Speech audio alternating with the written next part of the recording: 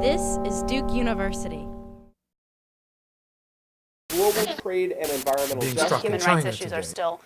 The term Ubuntu. The Alien and Sedition Acts. Is making inferential discovery. The importance of an archive. The John Hope Franklin Center. This is something that, rather than taking for granted, we need to explain. How is it that countries shifted in their openness towards FDI? And that's going to be the question I'm going to examine today. And to give you a brief taste of my argument, this picture says it all. What we see between 1970 and 2000 is that democratization expanded worldwide. This is what Samuel Huntington's called the third wave of democratization.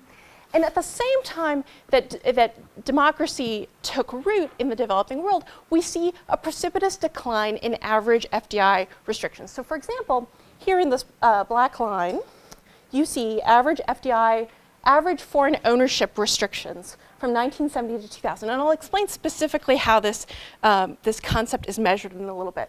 So right here in 1970, we have about, on average, countries restricting 40% of their economies, 40% of their industries from complete foreign ownership.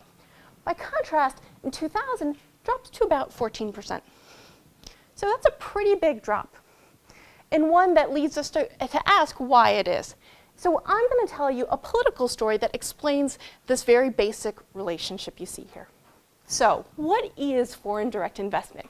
You'd be surprised how many people don't have a very good grasp on what exactly FDI is. So FDI is the flow of firm-specific capital across borders. What's firm-specific capital?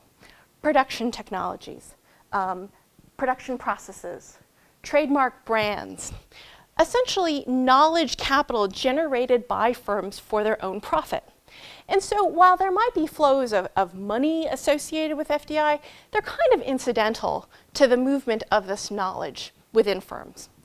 And we have multinational corporations because firms want to maintain control over these assets. If they were to simply trade them at arm's length in a market, they run the risk of losing control over them, having this intellectual property stolen, or having the value of it degraded in some way.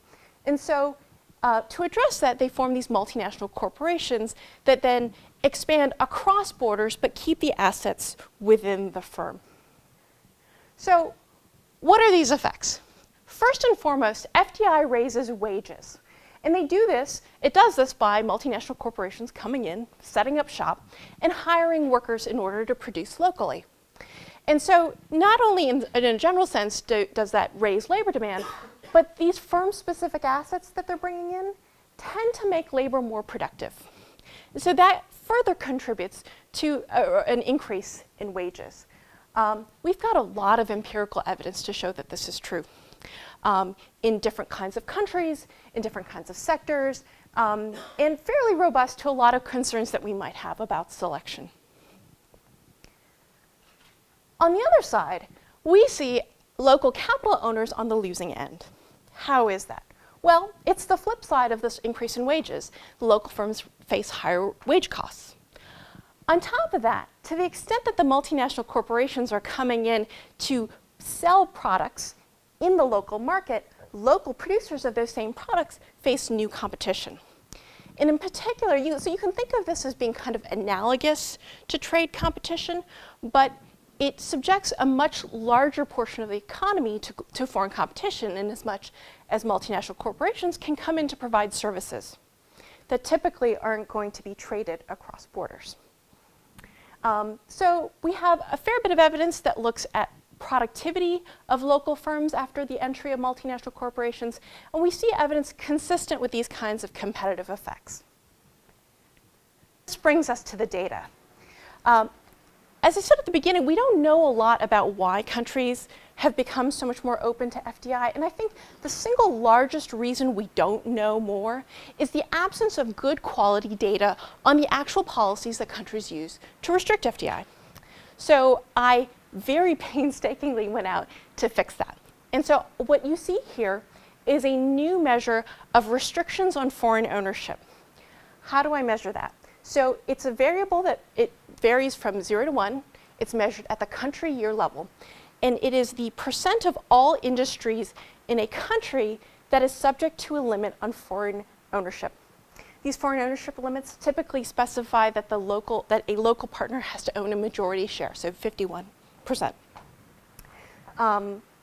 So by way of industries, I went to the most disaggregated list of industries in the International Standard Industrial Classification, so about 350 industries altogether. This table gives us the baseline result. And we see that for the first two measures, the two formal measures of FDI restrictions, that we have a negative and statistically significant effect, as expected. That is, the more democratic a country becomes, the fewer industries they subject to FDI restrictions. Interestingly, in the third column, we don't find a statistically significant effect for this informal measure. So that suggests that it's not that democracies are somehow switching to less transparent forms of regulation, but they really are doing away with regulations completely. Produced by Duke University. Online at duke.edu.